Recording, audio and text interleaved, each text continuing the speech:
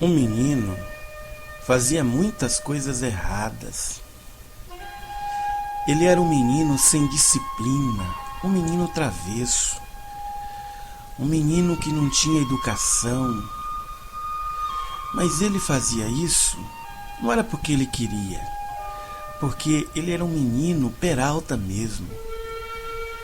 E ele prejudicava muito a sua família, os seus irmãos, o seu vizinho.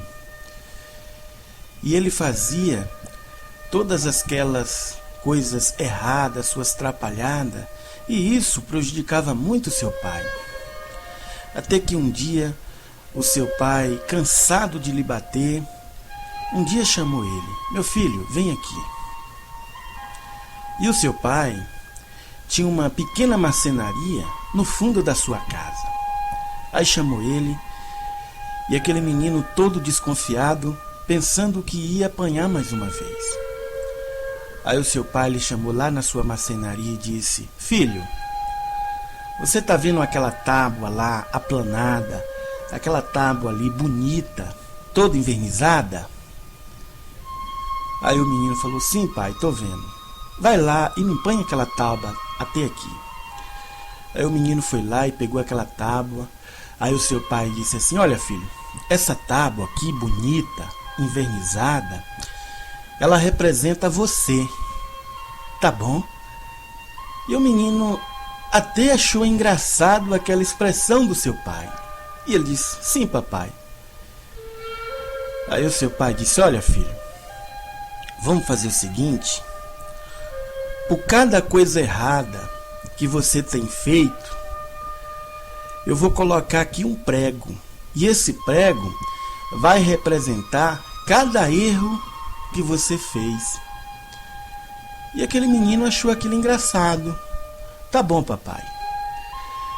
Aí ele disse assim: "Ó, vai ali e pegue aquele pacote de prego grandes. E você vai falar para mim cada coisa errada que você fez, e por cada ato má que você fez, eu vou pregar um prego nessa tábua. E essa tábua representa você." E ele foi perguntando para o menino: "Você lembra naquele dia que você pegou o seu estilingue e você jogou uma pedra no meu canário?" Aí o menino, triste, falou: "Sim, pai, eu me lembro." Aí o pai disse: "Muito bem, então me dá um prego aí. Eu vou pregar um prego por cada ato errado que você fez." Aí aquele menino deu o prego pro seu pai, e ele pegou o martelo e foi naquela tábua e plá, plá, plá, plá, plá, pegou um prego. Aí ele fez outra pergunta pro menino, disse: "Filho, você lembra aquela vez também que você pegou o estilingue e saiu quebrando as lâmpadas do poste? Quantas lâmpadas naquele dia você quebrou?" E aquele menino triste disse: "Ah, pai, eu quebrei umas 30 lâmpadas." Aí o seu pai disse: "Então me passe para cá 30 pregos." Aí ele passou 30 pregos para o seu pai, e o seu pai foi naquela tábua, pegou o martelo e cravou os pregos. Plá, plá, plá, plá, plá, plá, plá, plá, plá. E aquele menino olhando e ficando triste com aquilo. Aí ele fez mais uma pergunta para o seu filho: "Filho, você lembra daquela vez que você purou o muro do vizinho para roubar goiaba? Você pisou na horta dele?" "Eu lembro, pai." Quantas goiabas você roubou?" Ele falou: 3 goiabas, pai." "E quantos pés de alface e de almeirão você quebrou da horta do vizinho?" "Ah, pai, uns 10 pés." "Então passe para cá 13 pregos." Foi lá na tábua e plá, plá, plá, plá, plá, plá, plá, pregou 13 pregos. E à medida que aquele menino ia falando as suas peraltices, o seu pai ia colocando prego naquela tábua. E cada vez que ele falava, o seu pai pregava prego naquela tábua. E aquela tábua encheu de prego.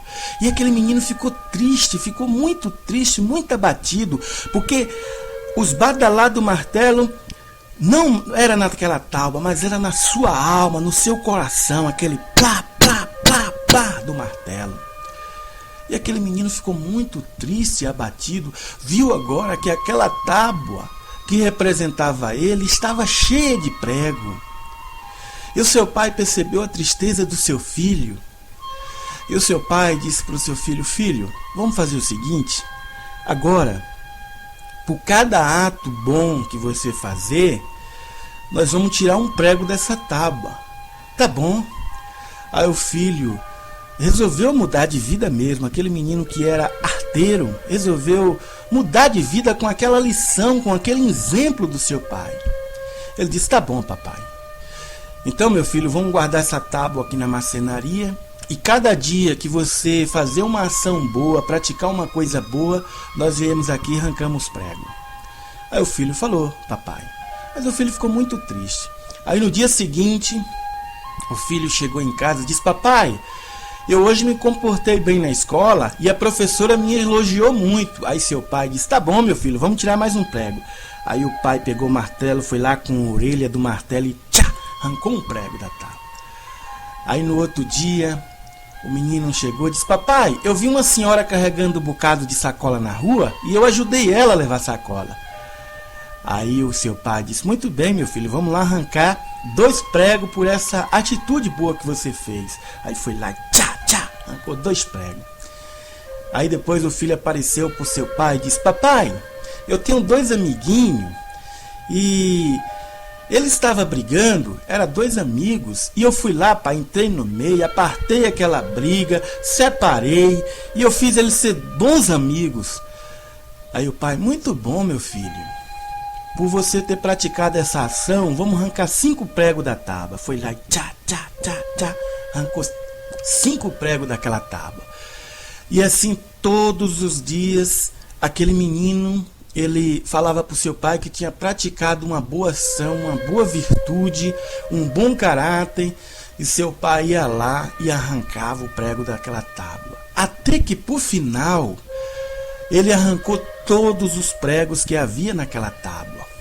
Só que quando aquele menino olhou para aquela tábua, que estava cheia de prego, agora estava uma tábua que era bonita, envernizada, cheia de furos, cheia de marcas. Aí foi que aquele menino ficou mais triste, mais abatido.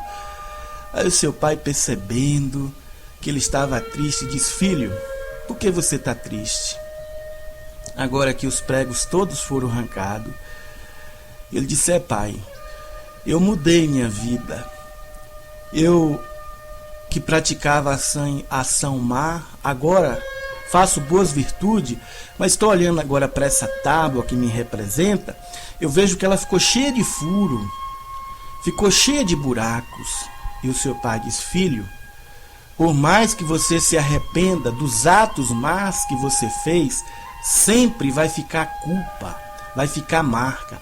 Essas marcas na tábua representam a culpa na sua alma. E assim aquele menino ficou torturado e ficou muito triste com aquela ação, e ele nunca se esquecia daquela tábua.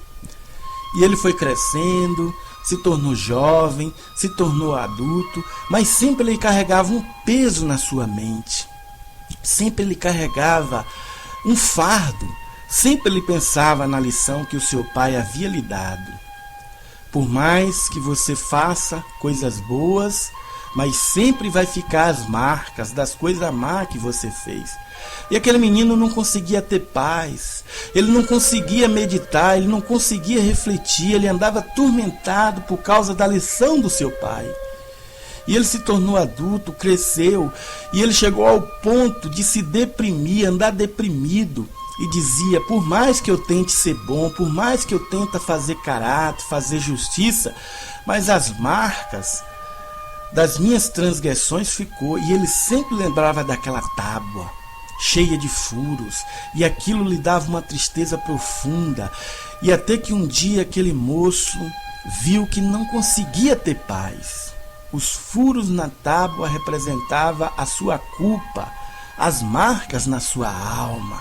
E quando ele lembrava dos bater do martelo, aquilo batia na sua consciência, aquilo batia no profundo da sua alma.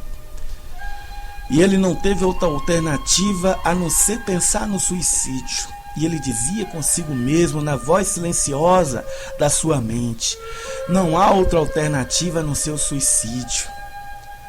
Porque eu sempre carrego uma culpa muito grande, as marcas.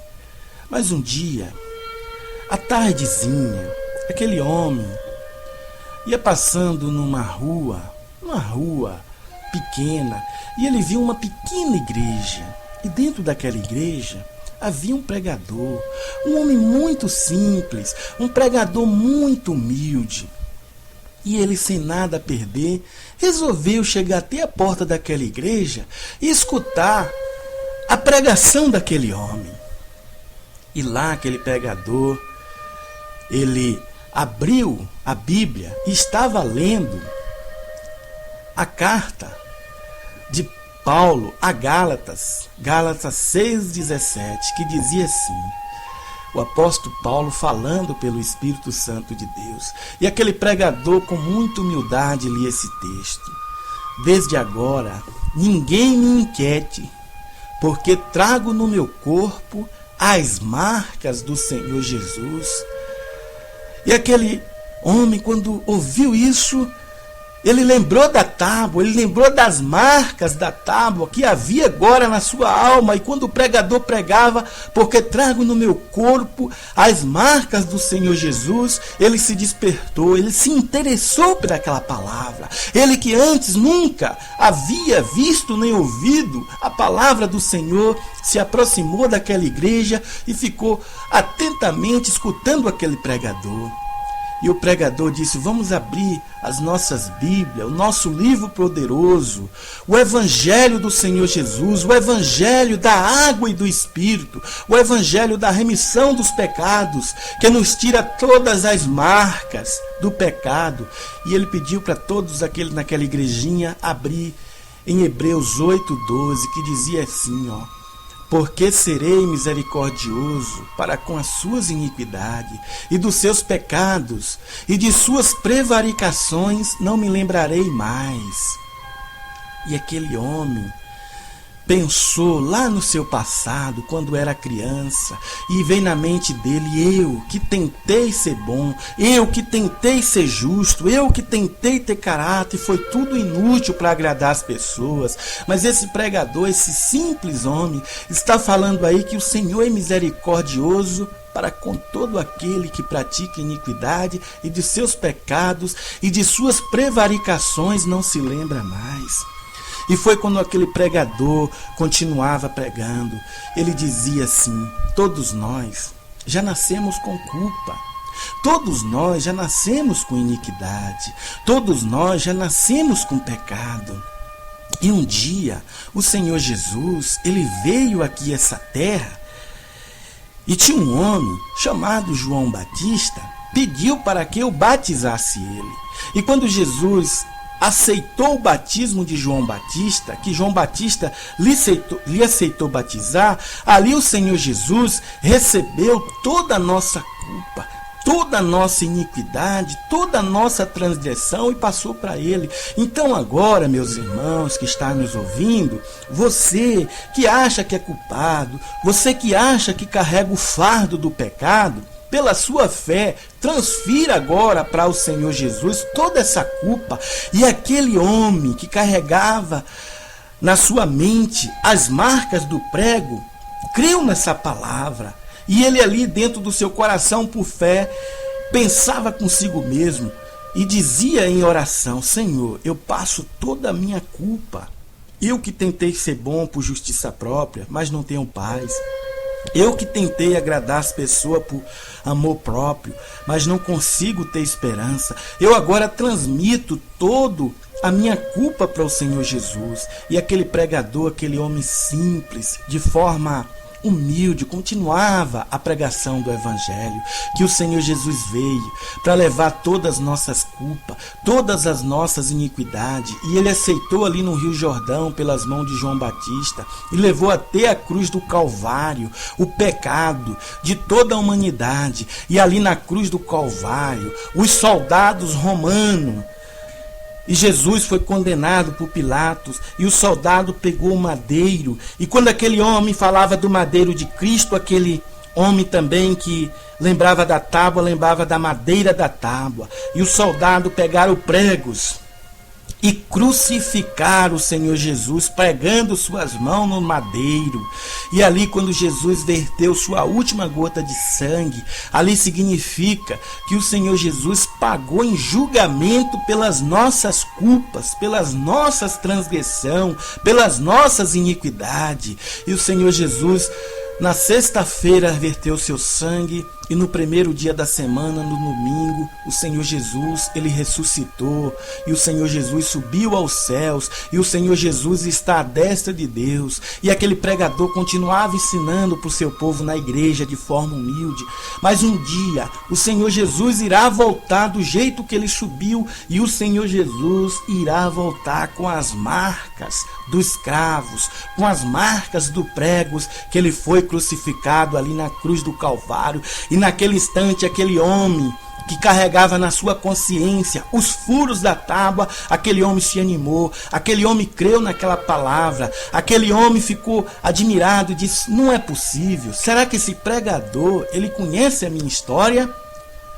Mas o pregador simples dizia: meu irmão, você também que está aqui, meu amigo, que está ouvindo essa palavra, o Espírito Santo de Deus me diz agora que se você crê no Evangelho da Água e do Espírito, você será salvo, você será liberto do seu fardo e da sua culpa. E ele abriu lá o livro de Apocalipse 20, versículo 6, que diz assim: bem-aventurado e santo aqueles que têm parte na primeira ressurreição. E sobre este não tem poder a segunda morte, mas serão sacerdotes de Deus e de Cristo e reinarão com eles os 1000 anos. E aquele homem creu de fato naquela palavra.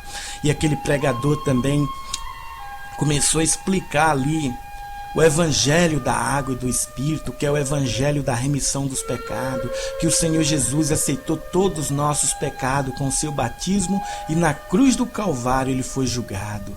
E no final daquele culto, aquele pregador, ele mais uma vez disse: vamos abrir a nossa palavra, a nossa Bíblia, o livro poderoso, o livro do Evangelho, o Evangelho da Água e do Espírito. Vamos abrir em Efésios 2, versículo 1 ao 7, que dizia: e ele vos deu vida, estando vós mortos nos vossos delitos e pecados, nos quais andaste outrora, segundo o curso deste mundo, segundo o príncipe da potestade do ar, do espírito que agora atua nos filhos da desobediência, entre os quais também todos nós andamos outrora, segundo as inclinações da nossa carne, fazendo a vontade da carne e dos pensamentos, e éramos por natureza filhos da ira, como também os demais.